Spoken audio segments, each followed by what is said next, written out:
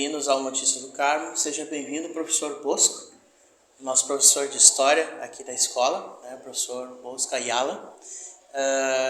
E a gente vai falar mais um pouquinho sobre a Revolução Farroupilha, tá? Um pouquinho, e depois o professor Bosco vai nos tocar uma música, né, uma canção, né, referente à Revolução Farroupilha.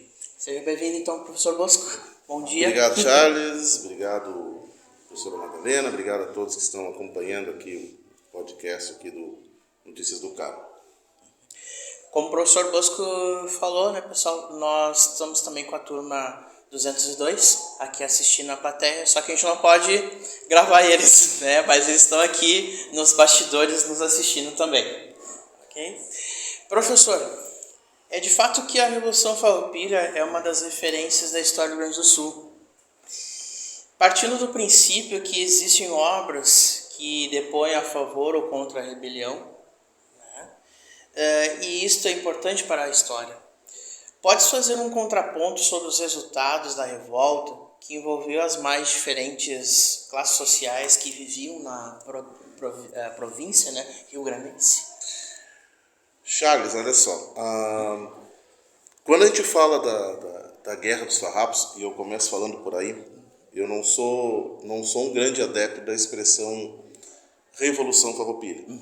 Até porque o termo, quando a gente usa a expressão revolução, a gente pressupõe que tu tem um processo de transformação da ordem vigente extremamente acentuado, que não foi o caso do ciclo Farroupilha, em que pese nós tivemos um período de adoção de um regime republicano, ao longo do movimento, mas que depois voltou às mesmas bases existentes anteriormente. Então, não existe um processo revolucionário que é revolucionário e depois volta ao seu estado de origem. Eu prefiro utilizar a expressão Guerra dos Farrapos, o que não diminui em nada, ou ciclo Farroupilha, o que não diminui em nada essa questão da importância do evento. Nós temos que focar que esse foi um evento marcante para a história, não só do Rio Grande do Sul, mas para a história do Brasil e para a história da América, porque foi, sem dúvida nenhuma, o mais longevo evento que nós tivemos em todas as Américas, América do Sul, América Central e América do Norte. Foram 10 anos de movimento. Foi um ciclo de 10 anos em que se passou esse ciclo Farroupilha, a Guerra dos Farrapos, por assim dizer. Em termos de resultados, nós temos que entender o que movimentou e o que acabou causando a Guerra dos Farrapos. E olhar também para o momento onde estourou essa Guerra dos Farrapos e entender o que estava acontecendo no Brasil naquele momento. Aquele período foi um momento onde o Brasil teve uma série de outros movimentos por conta da circunstância que vinha se vivendo na história, que era o período das regências. Né? Vamos lembrar, o Dom Pedro I havia abdicado ao trono ali em 1831, voltou para Portugal, deixou no Brasil o Dom Pedro II, que ainda tinha 5 anos de idade quando ele foi deixado aqui no Brasil, e, enfim, só poderia assumir as funções administrativas quando cumprisse a maioridade, o que foi antecipada lá na frente, lá em 1840. Com 14 anos ele acaba assumindo o trono, tutelado, aquela coisa toda, mas é antecipada essa maioridade. Mas nesse meio tempo, o Brasil não era nem uma monarquia, mas também não era uma república. O Brasil era uma regência. E essa regência provocou algumas alterações no Brasil que acabou fazendo com que esses movimentos acabassem eclodindo Brasil afora. Nós tivemos aqui, por exemplo, encurtando o relato, não vou falar totalmente das regências, mas nós tivemos uma descentralização em muitos aspectos no Brasil. E o que significa descentralização para o aluno que está assistindo? Significa que as elites regionais passaram a ter um poder gigante em suas mãos. passaram a ter poderes políticos, passaram a ter poderes militares em suas mãos, principalmente quando houve a criação da chamada Guarda Nacional aqui no Brasil. Onde essa Guarda Nacional era chefiada pelos coronéis, aqueles coronéis que vão se perpetuar, as gerações posteriores a dele vão se perpetuar politicamente no cenário brasileiro. Até hoje nós temos essa questão do coronelismo atuando em várias regiões, cidades e rincões aí do Brasil. Mas então, no caso do Rio Grande do Sul, havia também o agravante desse processo, que era a questão da insatisfação da elite regional aqui do Rio Grande do Sul, relativa à questão da pecuária, relativa à questão do charque, onde o charque rio-grandense ele passava a ter um valor muito elevado em função dos impostos que eram cobrados em cima dele.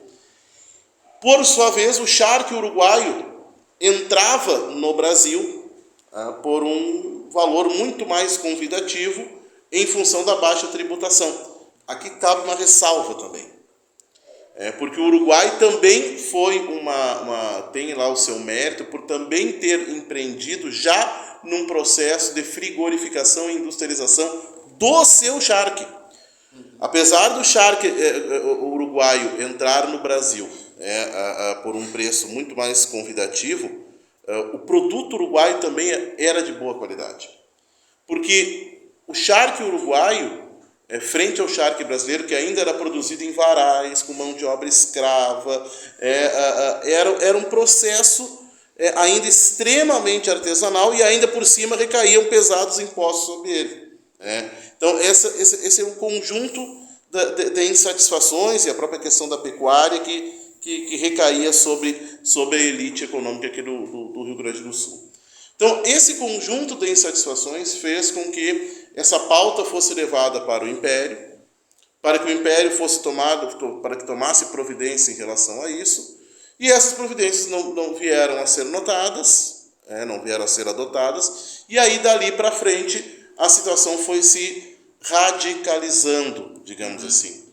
Porque, num primeiro momento, o objetivo fundamental do ciclo Farroupilha aqui era destituir o governo do então presidente Fernandes Braga e trocar por outro governo fiel às causas da elite rio-grandense.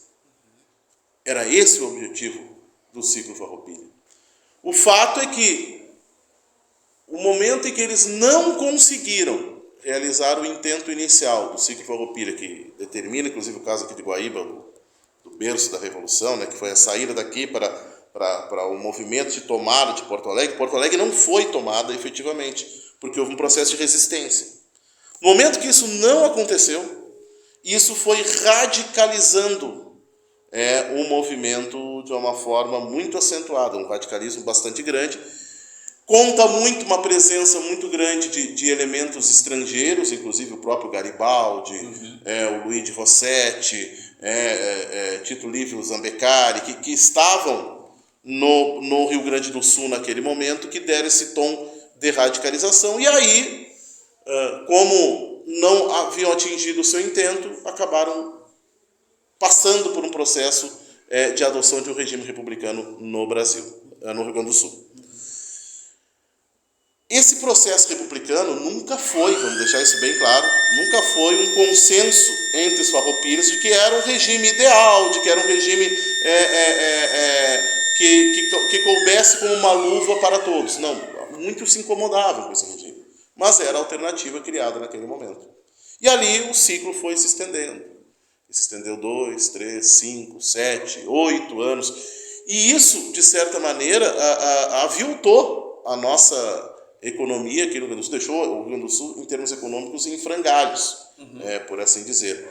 Em que pese, que também é importante que a gente entenda que o ciclo Farroupilha não foi um ciclo que abrangeu o estado inteiro.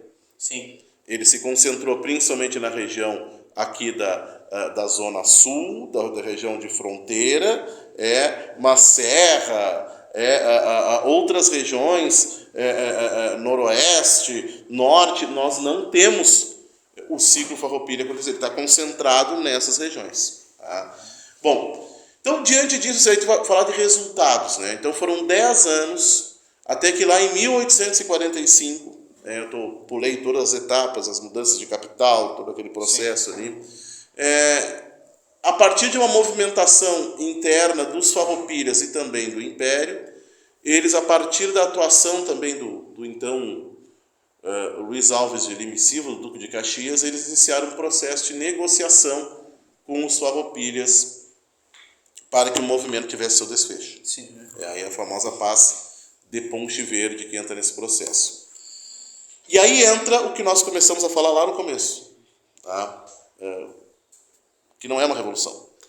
Porque todas as pautas farroupilhas que foram inicialmente discutidas no começo do movimento, quando foram discutidas com Caxias, os farrapos conseguiram alcançar todas. Olha. O charque começou a ter uma taxação mais interessante, mais atrativa para o Rio Grande do Sul. Os farrapos tiveram anistia das suas dívidas. O alto oficialato farroupilha foi incorporado ao Exército Nacional. E ainda por cima, os farroupilhas puderam escolher o próximo governante, que casualmente foi o próprio Duque de Caxias. Olha só. Então, na verdade, assim, essa peste de revolução farroupilha, ela cai por terra. Porque aí, qual era a condição? Deixa de ser república, volta para as mãos do Império sob as mesmas condições que estavam lá no começo. Então não tem revolução. Ou seja, de volta ao começo. De volta ao começo. Então, que revolução é essa?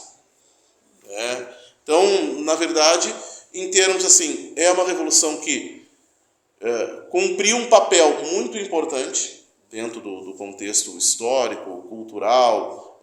Não desmerecemos em hipótese nenhuma todo o processo revolucionário, todas as pessoas que foram envolvidas indiretamente, e aí entra a população, entra os escravos, que foi realmente a maior mancha que deixou a Revolução Farroupilha, foi a questão do episódio de Porongos, foi a questão... e aí existe uma discussão sobre até onde se sabia, até onde não se sabia. Não nos cabe julgar isso agora, mas o que importa é que é um episódio que, com os escravos completamente desarmados, foram literalmente assassinados pelas tropas do Império que invadiram o acampamento em Porongos. Numa condição extremamente incômoda para o tratado que estava sendo firmado, porque todos os soldados do lado farroupilha deveriam ser incorporados ao Exército Nacional com a mesma patente que ocupavam dentro dos postos farroupilhas. E isso, o Exército criava uma celeuma por não poder, naquele momento, não criar condições para que isso acontecesse efetivamente. Essa é uma história sangrenta, né? Sangrenta e muito feia, na verdade, muito negativa no ponto farroupilha nesse sentido. Mas aí, enfim, como eu disse, assim, nós não se questiona a importância do movimento, só que nós temos que olhar para o movimento como ele é, e não criar uma fantasia em torno do movimento. Como, por exemplo, assim, hoje nós temos algumas coisas que são meio umas idiosincrasias dentro do movimento, sob o ciclo farroupilha, que não fecham. Por exemplo, o maior acampamento farroupilha que nós temos no estado hoje na celebração, onde é que é? Em Porto Alegre, no Harmonia, que nunca caiu nas mãos dos farrapos. Então há umas inconsistências, né? Não, coisas que não cabem muito bem. Viva a República Rio-Grandense! Fomos e deixamos de ser repúblicas no mesmo movimento. Olha só. Claro que isso politicamente deixou uma marca bastante grande na condição política do Rio Grande do Sul, que mesmo que não tenha tido prosseguimento o regime republicano, o fato é que o outro partido que tinha um viés mais conservador no Rio Grande do Sul nunca teve um viés muito acentuado. Sempre o Partido Liberal teve uma presença mais efetiva dentro da política rio-grandense. Mas é importante que a gente faça essa reflexão, é importante que a gente entenda que esse ciclo foi um longuíssimo ciclo, em termos de história da América. É importante que isso mexeu com as bases culturais e identitárias do Rio Grande do Sul e do Brasil. É importante que a gente entenda que o nosso processo de definição de fronteiras, de formação cultural, foi um processo distinto do restante do Brasil, e aí não é questão de ser melhor ou pior, mas é que nós tivemos uma presença luso-espanhola desde o início, se estendendo pelo século XIX, com presença de outros imigrantes, que diferenciou do restante das demais províncias do Rio Grande do Brasil. Então, isso são reflexões importantes que precisam ser feitas. Certo? Ok, Bosco, muito obrigado pelas contribuições históricas. E agora vamos para a música. Pois é, a professora Madalena tinha comentado que a gente podia fazer uma canção. E aí eu acho que também dentro dessa onda de reflexão, a gente precisa também refletir com a música, né? Então não é só aquela coisa pacholenta, não é aquela coisa festiva. A gente precisa refletir também através da música, né? E aí eu separei uma música aqui do Francisco Alves, que é uma música que vai expor numa das edições da Califórnia da Canção Nativa, interpretada lá na época pelo Leopoldo Vassier, e que acho que reflete muito esse sentimento que o Rio Grande do Sul, de certa maneira, herdou da condição do ciclo Farroupilha, e que dali para frente, na verdade, isso é uma marca dentro da história do Rio Grande do Sul, né? A pergunta que tu me fez, assim, né?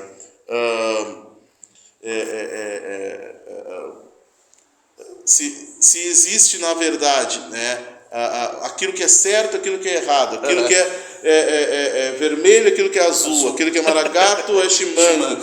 Então, essa grenalização que a gente chama na nossa condição histórica é uma coisa que está muito presente, e essa canção ela aborda muito isso. Então, vamos tocar aqui o Sabe Moço. Sabe, moço, que no meio do alvoroço tive um lenço no pescoço que foi bandeira pra mim, e andei em 1000 peleias, em lutas brutas e feias, desde o começo até o fim. Sabe, moço, depois das revoluções vi esbanjar em brasões pra caudilhos, coronéis, vi cintilar em anéis assinaturas em papéis, honrarias para heróis. É duro, moço, olhar agora pra história e ver páginas de glórias e retratos de imortais. Sabe, moço, fui guerreiro como tantos que andaram nos 4 cantos, sempre seguindo um clarim. E o que restou assim, no peito em vez de medalhas, cicatrizes de batalhas, foi o que sobrou pra mim. Sabe, moço, que no meio do alvoroço tive um lenço no pescoço que foi bandeira pra mim, que andei em 1000 peleias, em lutas brutas e feias, desde o começo até o fim.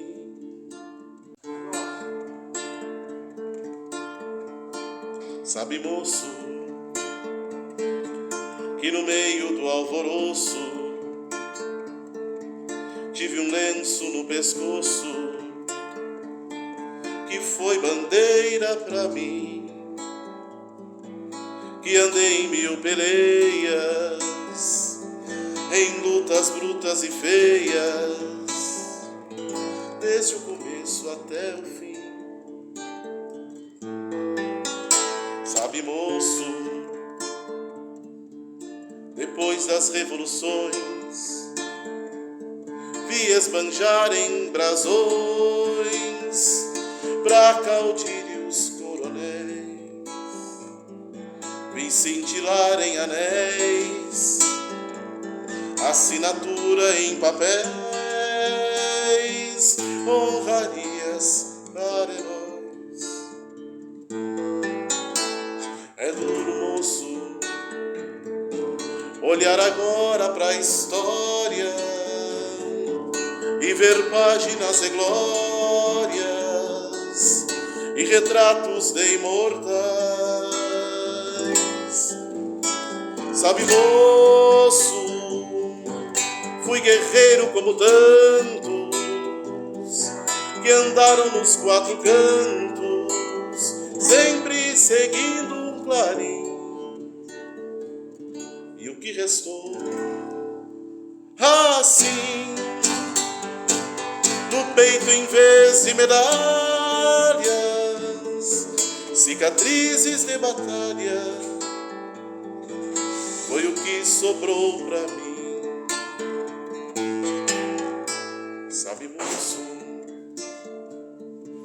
depois das revoluções, vi esbanjarem brasões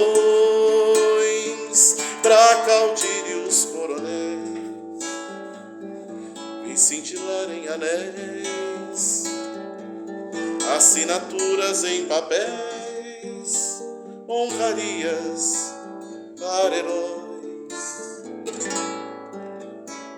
É duro, moço, olhar agora pra história e ver páginas de glórias e retratos de imortais. Sabe, moço, fui guerreiro como tantos que andaram nos 4 cantos, sempre seguindo um clarim. E o que restou? Assim, no peito em vez de medalhas, cicatrizes de batalha, foi o que sobrou pra mim. Assim, no peito em vez de medalhas, cicatrizes de batalhas, foi o que sobrou pra mim.